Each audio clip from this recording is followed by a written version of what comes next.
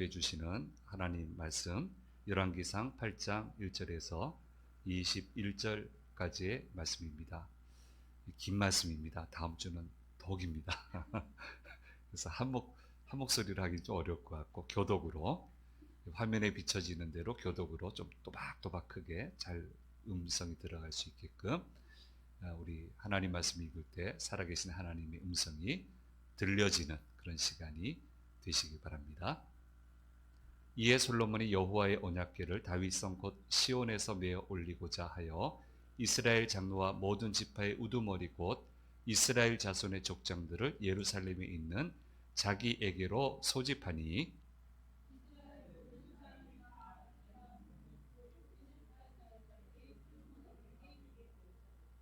이스라엘 장로들이 다 이름에 제사장들이 궤를 매니라.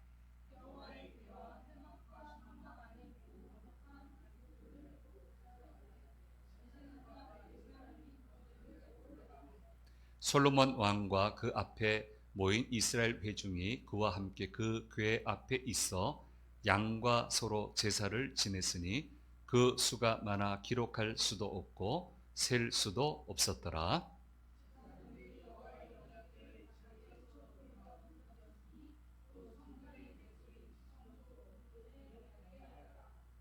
그룹들이 그 궤 처소 위에서 날개를 펴서 궤와 그 채를 덮었는데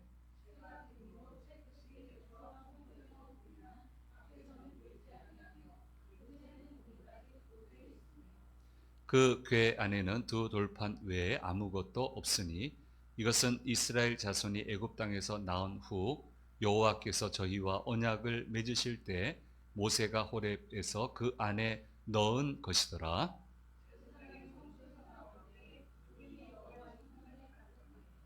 제사장들이 여호와의 요구예요.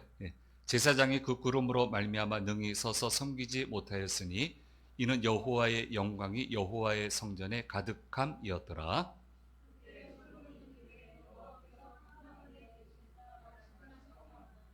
내가 참으로 주를 위하여 계실 성전을 건축하였사오니 주께서 영원히 계실 처소로소이다 하고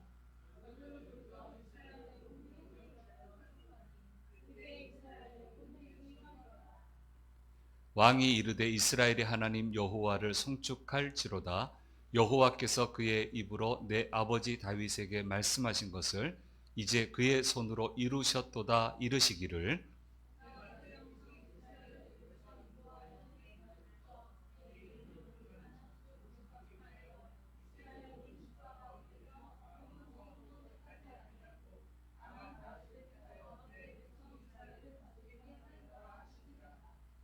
내 아버지 다윗이 이스라엘의 하나님 여호와의 이름을 위하여 성전을 건축할 마음이 있었더니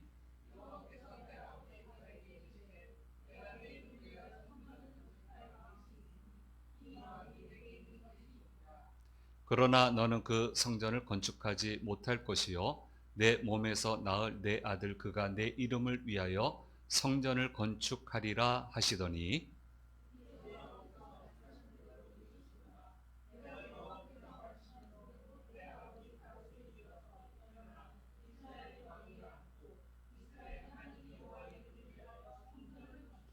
같이 읽겠습니다. 내가 또 그곳에 우리 조상들을 애굽 땅에서 인도하여 내실 때 그들과 세우신 바 여호와의 언약을 넣은 궤를 위하여 한 처소를 설치하였노라. 아멘. 예, 수고하셨습니다. 긴 말씀. 네, 다음 주 굉장히 깁니다. 예. 상부 예배 오신 우리 성도님들과 영상을 통해서 예배 참여하시는 모든 분들에게 주께서 주시는 은혜가 함께 하시기를 간절히 소망합니다. 성전 내부 외부 공사를 시공을 마무리했습니다. 그리고 그 안에 들어갈 집기까지 뜰에 들어갈 집기, 내부에 들어갈 집기 모두 준비를 했으니 남은 거는 이제 성전 보험 외에는 남은 게 없습니다.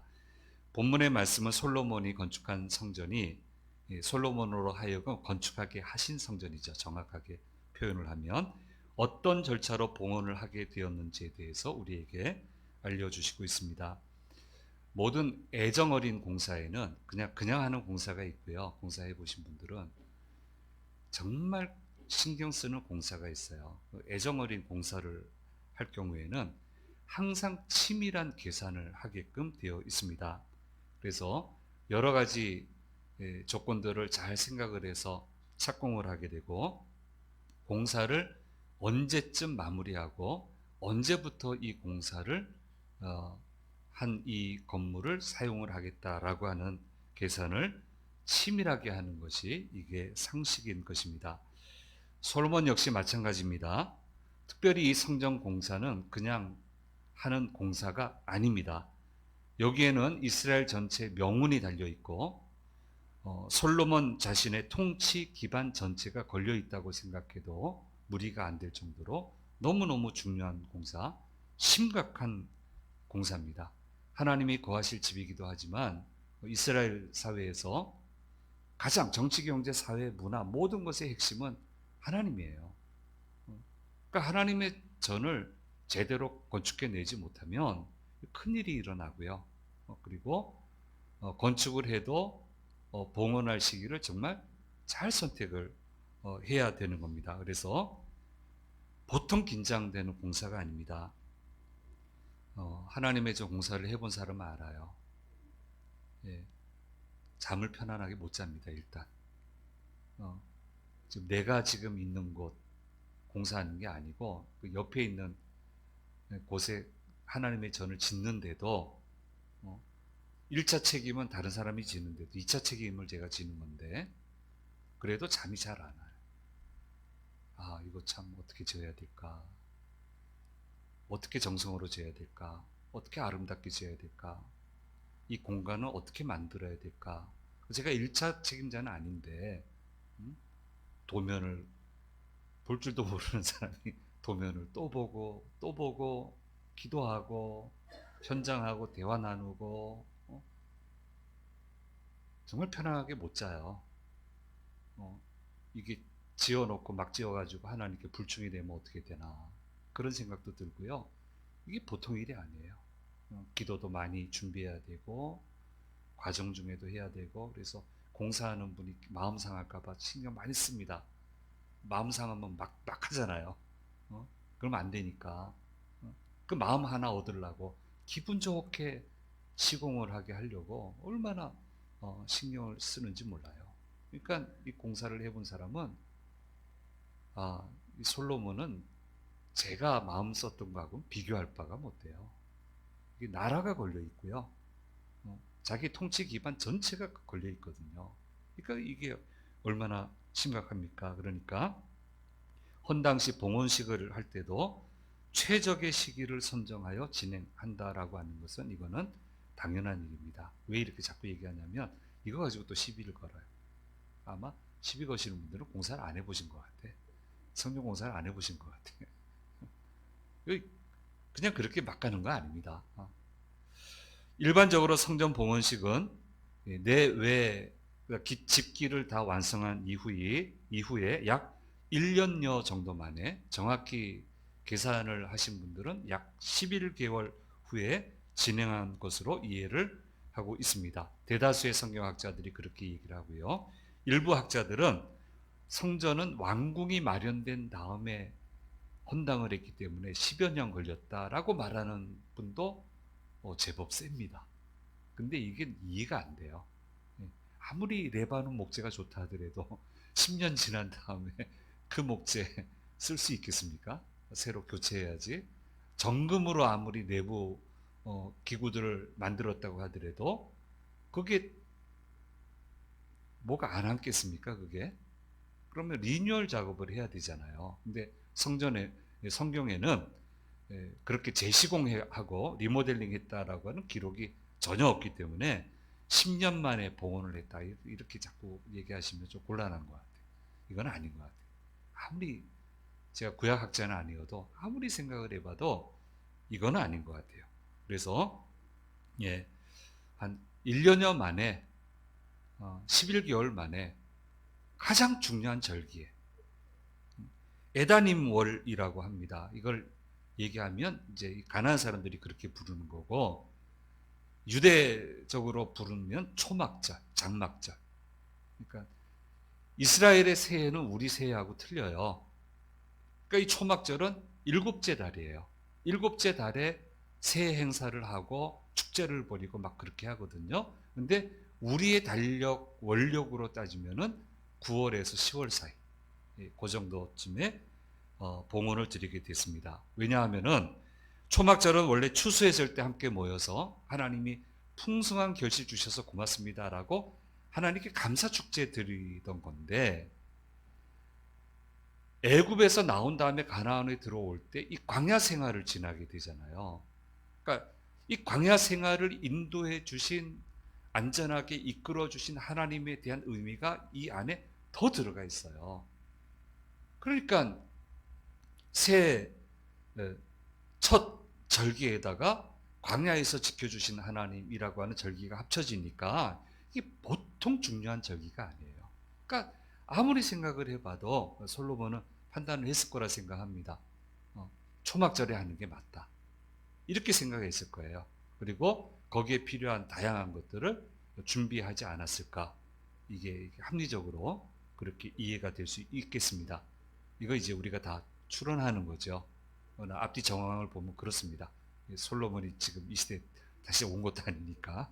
어쨌든 그게 타당한 것 같습니다. 지금의 이스라엘을 생각하면 가나안을 정복하기 위해 거쳤던 광야 생활을 빼놓고는 생각할 수가 없어요. 주변 나라들도 광야 생활 중에 하나님이 어떻게 인도하셨는지를 알아요. 요단강을 건넌 걸 알아요. 그렇게 해서 가나안을 점령한 것도 알아요. 그렇게 해서 이스라엘이 세워진 것도 다 알고 있습니다. 그러니까 주변 나라 사람들도 충분히 알 수 있는 절기예요. 그러니까 그 절기를 선택하는 게 맞죠. 그리고 주변 나라 사람들이 가장 두려워하는 그런 절기이기 때문에 정치적으로 정무적으로 판단하기에도 가장 하나님을 높여드리고 동시에 주변 나라 사람들에게 경고도 주고 경각심도 일깨워주고, 그리고 이스라엘 백성으로 하여금 신앙적인 결석을 하기에 가장 좋은 봉헌신 날짜는 바로 이 초막절이다. 그래서 12개월 정도, 1년 열을 기다려서 이 시기에 봉헌식을 하게 되는 것을 보게 됩니다. 치밀하게 계산하고. 우리도 그렇잖아요. 하나님의 전 리모델링 할 때 어느 시기에 맞춰서 해야 하는 게 좋겠다. 우리는 특별히 이제 부활절, 성탄절은 너무 춥고 추수감사절, 오순절은 잘 안 했어요. 저는 안 해봤어요. 부활절에 맞추든지 추수감사주일에 맞추든지 항상 그렇게 했어요. 리모델링 헌당을 할 때도 20기 이상을 했다, 20동 이상을 했다 했잖아요. 새로 신축을 할 때도 급하게 해야 될 일이 아니라면 가급적 요 시기를 맞춰서 그렇게 해왔습니다. 봉헌식 절차는 어떻게 되냐면 4개의 절차가 있어요. 먼저 언약궤를 다윗성에 지금 모셔 있거든요. 그 언약궤를 다윗성에서 이 성전으로 모셔오게 됩니다. 두 번째 단계는 이제 봉헌식이 열리는데 솔로몬의 연설이 이제 연설을 하게 됩니다. 경과보고죠, 우리로 얘기하면. 그다음 세 번째는 솔로몬의 기도입니다. 봉헌 기도입니다. 우리도 이렇게 해요. 이 식으로 합니다. 경과보고하고 이 성전을 드리는 기도를 합니다. 이걸 따라서. 그리고 마지막 네 번째는 하나님께 모든 백성들과 함께 제사를 드리게 되는데 기쁨으로 드리면서, 제사를 드리면서 성공적으로 봉헌식을 마치게 되는 그런 절차를 밟는 것을 보게 됩니다. 이 중에 제일 중요하고 신경 쓰이는 부분은 언약궤를 다윗성으로부터 성전으로, 그리고 성전 안에 지성소, 성전 크기의 3분의 1이 지성소라고 했습니다. 두 그룹이 있고 그 날개 아래 언약궤를 모셔오는 게 이게 가장 중요해요. 아론의 쌍난 지팡이 만나 항아리는 없어요. 모세 성막에 비해서는. 그건 없어요. 그러나 하나님이 직접 주신 계명인 두 돌판은 있어요. 그 두 돌판을 거기에 넣었는데 거기에 하나님의 영광이 임했거든요. 그러니까 거기는 이스라엘 백성들이 볼 때는 하나님이 계시는 곳이에요. 언약궤는. 그러니까 이 성전 봉헌식의 가장 중요한 것은 이 언약궤를 성공적으로 모셔오는 거예요. 그래서 언약궤를 하나님이 명하신 규격대로 만들어진 이 지성소는 하나님 명하신 규격대로 만든 거거든요. 그래서 가장 중요한 핵심 부분이라고 행사라고 말하기도 좀 버겁고 그건 아니고 가장 중요한 부분이 언약궤를 모셔오는 거다. 근데 모셔오는데 모든 절차를 성경에 말씀하신 대로 제사장이 매어 운반하게 됩니다. 그리고 성전에 쓰이는 거룩한 기구들을 제사장과 레위 사람이 메고 올라가는데 모두 다 하나님이 명령하시는 대로 하게 되는 것을 보게 됩니다. 그래서 긴 거리를 이동하는 게 아니거든요. 그림 한번 띄워보세요. 이거 우리 유튜브에서 보여드린 거예요. 자, 제일 위에 솔로몬 시대 예루살렘 성전이 있는 데고 다윗성은 이렇게 있어요. 별 안 틀어졌잖아요. 근데 이걸 굉장히 심각하게 갑니다. 하나님이 명하신 대로. 그리고 무수히 많은 제사를 드리면서 이동하게 되는 것을 보게 됩니다. 열왕기상 8장 5절 말씀에 이렇게 말씀을 해주시고 있습니다. 같이 읽겠습니다. 솔로몬 왕과 그 앞에 모인 이스라엘 회중이 그와 함께 그 궤 앞에 있어 양과 소로 제사를 지냈으니 그 수가 많아 기록할 수도 없고 셀 수도 없었더라. 원래 초막절은 제사가 많아요. 초하루 제사도 드려야 되고 이런 제사가 많아서 많은 가축을 드리는데 이거 언약궤까지 옮기게 되니까 그 수를 셀 수 없을 정도로 수많은 제사를 드렸다. 굉장히 오래 걸렸을 것 같아요. 그렇게 이동하고 그룹 아래로 모셔두게 되는 것을 보게 됩니다. 그럼 왜 이렇게 하느냐? 선왕이신 다윗 왕 때 언약궤를 옮기다가 실수한 일을 기억하기 때문입니다. 우리가 다 잘 알죠. 하나님의 말씀을 찾아보지 않고 자기가 생각하기에 가장 화려하고 멋지게 언약궤를 모시려고 그랬어요.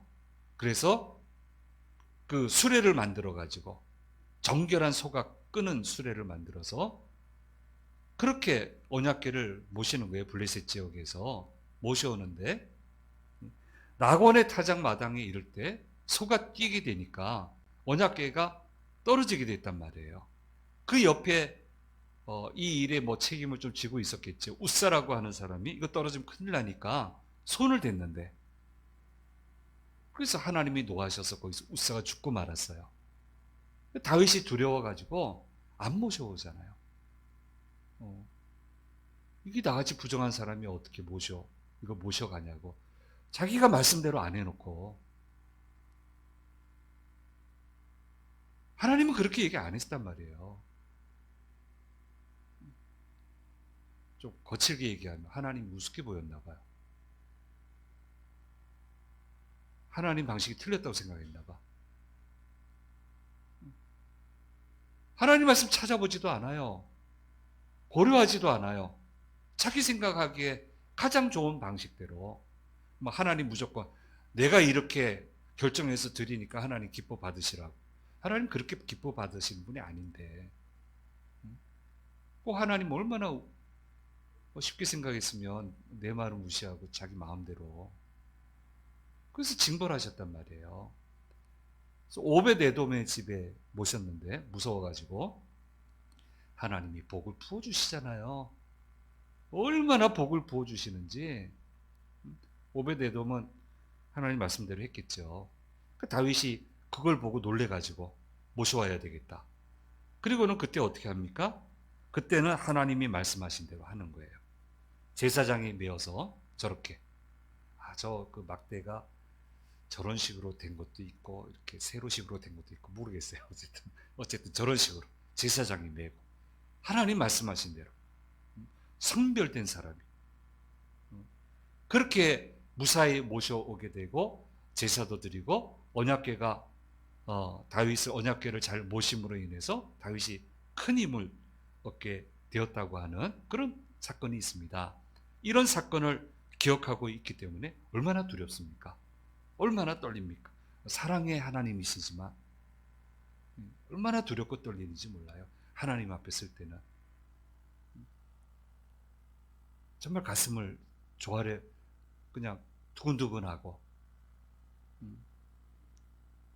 최대한 낮고 겸손한 자세로 두렵고 떨리니까 좋으신 하나님이시지만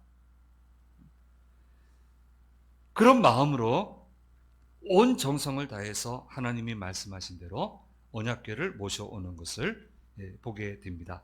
그렇게 하니까 하나님 말씀대로 하니까 주님이 친히 그곳에 임하셨다라고 하는 것을 오늘 8장 10절 11절 말씀에서 말씀해 주시고 있습니다. 같이 읽겠습니다. 제사장이 성소에서 나올 때 구름이 여호와의 성전에 가득하매 제사장이 그 구름으로 말미암아 능히 서서 섬기지 못하였으니 이는 여호와의 영광이 여호와의 성전에 가득함이었더라.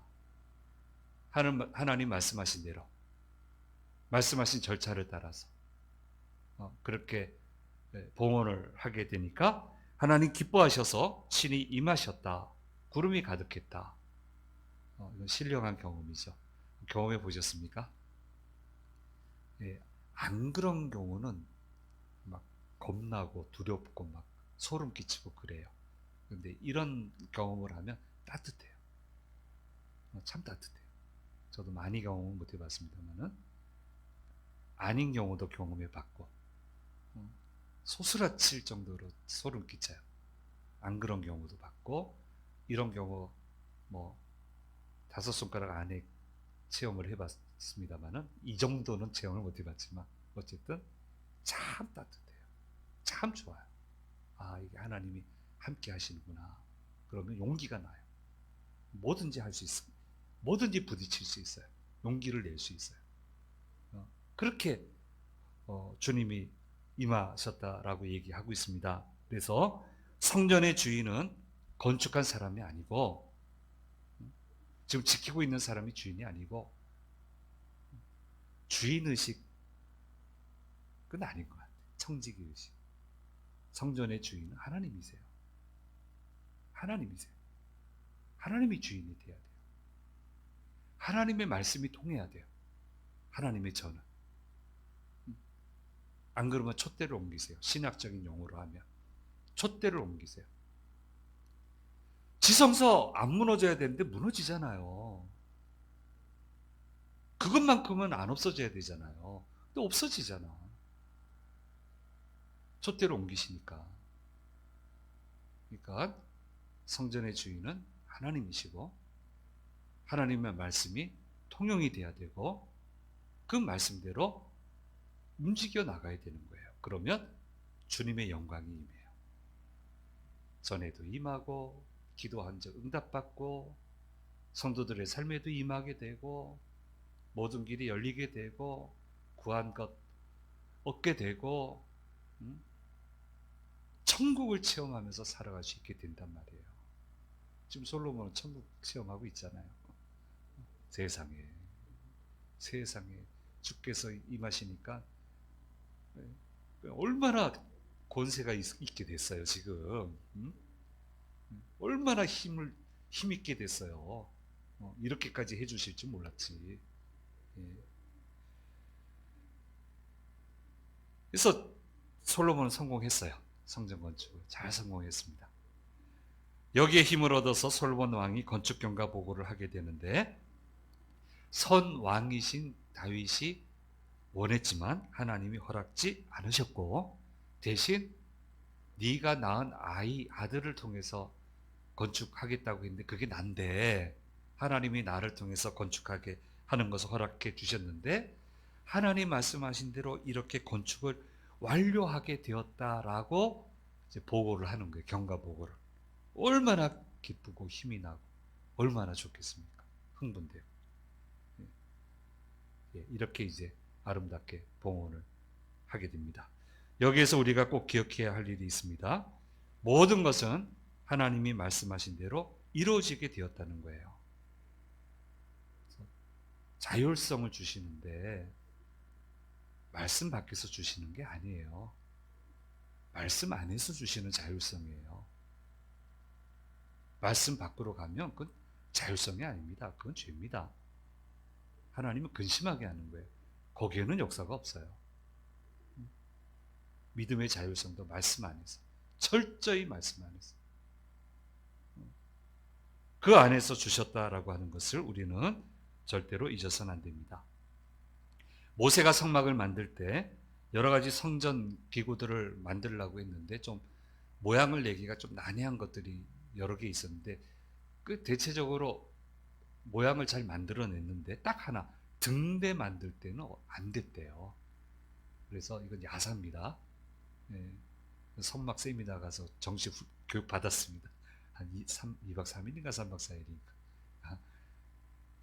근데 이 등대를 만드는데 아무리 해도 하나님 말씀하신 대로 모양이 안 나와서 그냥 너무너무 낙심하고 그냥 뭐 울기 직전이 되고 이거 못하나 보다 포기하려고 이렇게 하는데 하나님이 말씀하셨대요. 뭐라고 말씀하셨냐면 왜 그러냐, 등대를 못 만들겠습니다. 다른 건 모양을 내겠는데 이거는 안 됩니다. 그랬더니 하나님이 그러셨대요. 그 금덩어리, 네가 만들던 금덩어리 그대로 불에 집어넣어라. 그래서 집어넣었대요. 그리고 나서 끄집어내라 해서 끄집어냈대요. 한번 쳐라 해서 한번 딱 쳤더니 등대 모양이 그대로 됐다. 그래서 모든 게 하나님 말씀대로 됐다. 어쨌든 하나님 말씀대로 되는 거예요. 어쨌든 하나님 말씀대로. 어떻게 하든 하나님은 하나님의 말씀을 성취시키세요. 왜냐하면 하나님 말씀이 가장 완벽하기 때문에. 그래서 우리가 고민하는 거예요. 이 시대에 하나님의 말씀이 이 시대에 어떻게 하나님 말씀하시는가를 고민하는 거예요. 그래서 또 고민하고 또 공부하고 기도하고 묵상하고 말씀대로 가기 위해서.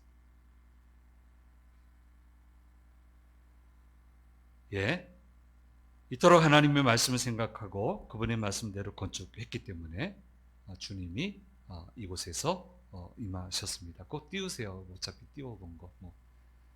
완전하신 하나님은 완벽하게 하나님을 말씀을 성취를 하십니다. 왜냐하면 하나님만이 유일하게 완벽하신 분이시기 때문입니다. 이렇게 하나님은 말씀하신 바를 이루시는 곳에 임하시고 그 영광을 나타내 주시는 것입니다. 그래서 우리 이 모습을 보면서 말씀하옵소서, 제게도 말씀하옵소서, 두려워하지 마시고 제 인생에도 말씀하시옵소서, 올해도 제게 말씀하시옵소서. 제가 어떻게 가야 되겠습니까? 저는 기도원에서 올해 말씀을 받았어요. 딱 한 단어 받았어요. 그걸 항상 기억하고 가요. 하나님 그렇게 가라고 하시는구나. 그것만 기억해요. 다른 건 생각할 필요도 없고요. 이루시니까. 자, 아주 멋지게 화려하게 봉헌됐습니다만은 이 화려한 것보다 우리가 관심 가져야 되는 것은 철저히 말씀대로. 이런 영광도 주시고 이렇게 빛나게 해주시고 모든 것을 정리하게 해주시고 힘을 얻게 해주시고 참 말씀 참 중요하다. 참 중요하다. 하나님은 하나님의 말씀을 반드시 이루시는구나. 이 봉헌식을 통해서 우리가 마음에 새겨야 될 말씀입니다. 이 말씀 꼭 기억하시고 주께서 여러분들을 통해서 주님 말씀하시고 그 말씀하신 바를 반드시 이루어 주시는 그 은혜와 축복이 늘 가득하게 되기를 간절히 소망합니다. 기도하겠습니다. 귀하신 주님 감사합니다. 성전 봉헌식을 통해서 우리에게 들려주시는 음성을 들었습니다. 정말 열심히 노력했습니다. 하나님의 말씀을 이루려고 온갖 지혜를 다 짜내었습니다. 온 정성을 다했습니다. 그리고 말씀하신 대로, 말씀하신 절차대로 모든 것을 이루었더니 주님 영광으로 임하셔서 존귀하게 해주셨고 무한한 힘을 공급해 주셨습니다. 주님, 우리도 이 과정을 꼭 기억하고 이 길을 걸어가는 지혜로운, 능력 있는, 권세 있는 신앙인이 되도록 인도해 주시옵소서. 저희들에게도 말씀하여 주시고 저희들에게 말씀하신 바를 이루어 주시옵소서.